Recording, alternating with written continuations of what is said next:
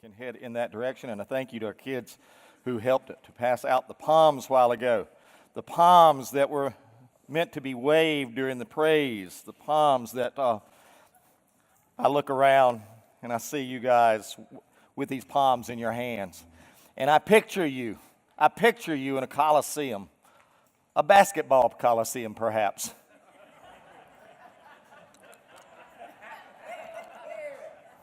A basketball coliseum with your favorite towel in your hand, with a wolf pack or a Tar Heel that's history. Let's do something. That's something. A Blue Devil perhaps, or a Loyola whatever. Okay, and you waving it, as your team wins. Well, honestly, and I kid, but you get the picture that was the type of celebration going on in Jerusalem that day. It was for a team that was on the winning side, the victory lap, if you would, and the king was coming to town, as rulers back in these days rode a donkey as a sign of high class, if you would, of royalty. And as the crowds watched that day, I imagine that they wondered at what point Jesus was going to get off of that donkey and do business. I wonder how many palms were thrown on the ground shortly thereafter as he simply walked away and began to preach instead of taking up a sword, instead of causing a movement in that way. And I wonder how many, as the day proceeded, and of course as the week proceeded, continued to walk away, run away, and hide. Maybe look for someone else, since that one just didn't pan out the way they wanted. Since that victory they had hoped for seemed to have been crushed in the next several days. This is the week we come to, church. And as we go through today, I want to invite you on a journey, perhaps. And as I told first service, I'm coming off of a week of strep throat, and so the voice is a little weaker. And when the tickle comes, I can't control that very much. So I want to do more Bible study today than the preaching end of it. But I want to give you a Bible study. I want to give you a Bible study that you can take, and beginning today, this afternoon, tonight, use a word from this Bible study for each and every day of this week as you walk towards the cross. Because that's the journey we take. The celebration of Easter is not here quite yet, church. The celebration of the empty tomb is not yet here. But I want you to know we don't have to come to the empty tomb to find good news. In fact, we as believers can come to a graveyard and find good news. But we can do even better. We can come to that place of execution, that place meant for torture and humiliation, that place meant for death, and we also can find good news from that very cross that we look upon as that instrument of death itself. There wasn't a muscle in his body that didn't ache. There was probably not another tear left to shed. From the blood that coated his body and the puddle at the foot of the cross, you would wonder if there was even another drop that could be shed.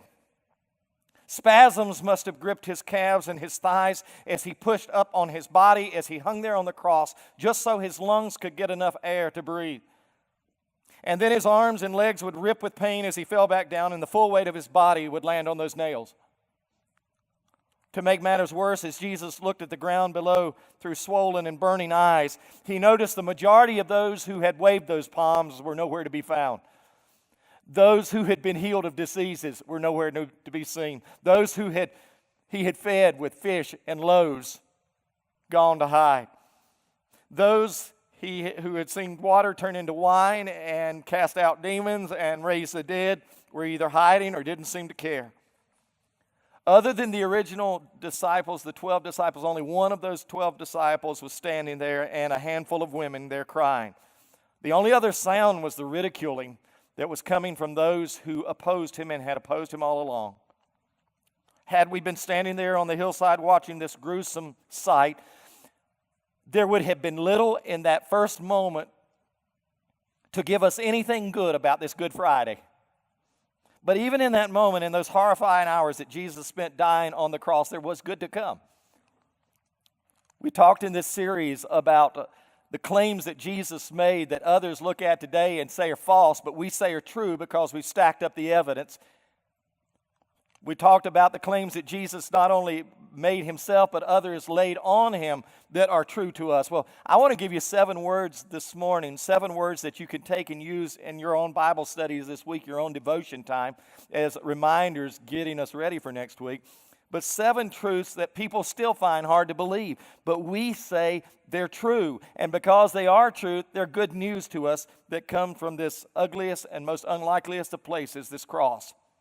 The first piece of good news, and I'm going to give these to you in chronological order. So what we're going to do some Bible, what I call gospel shuffling. So we're going to go back and forth in the scriptures.